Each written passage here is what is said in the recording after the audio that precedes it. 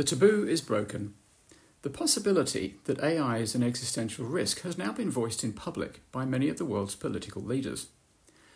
Although the question has been discussed in Silicon Valley and by futurists for decades, no country's leader had broached it before last month.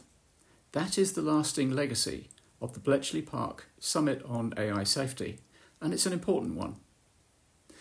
It might not be the most important part of the legacy for the man who made the summit happen. According to members of the opposition Labour Party, Britain's Prime Minister Rishi Sunak was using the event to look for his next job.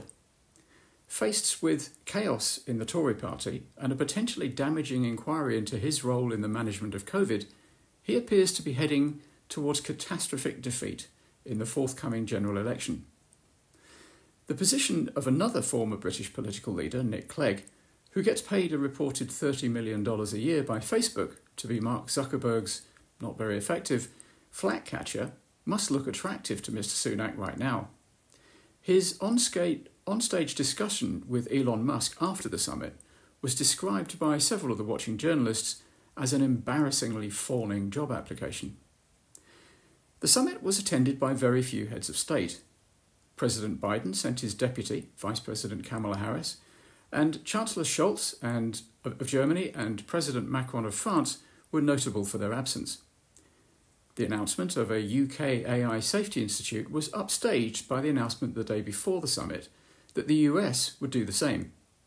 There is room in the world for more than one safety institute, but given that most of the world's most advanced AI models are developed by US-owned companies and the rest by Chinese ones, it's obvious which of these two institutes will be the more significant.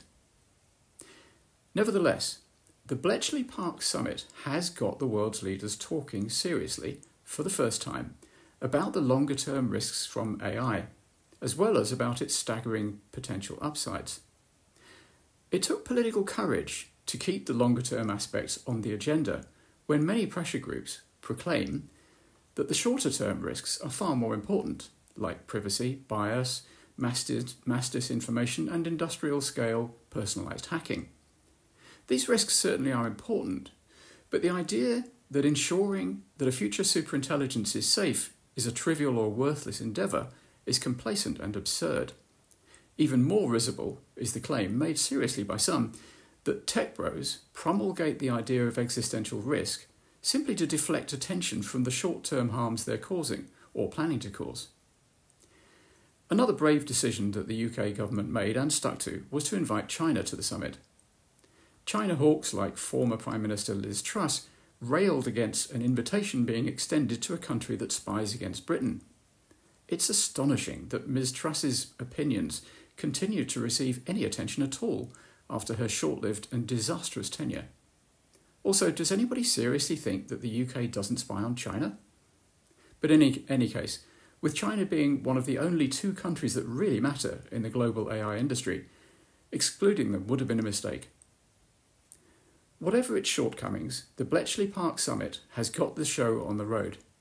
Matt Clifford, the tech entrepreneur recruited to convene the event, deserves considerable praise for this.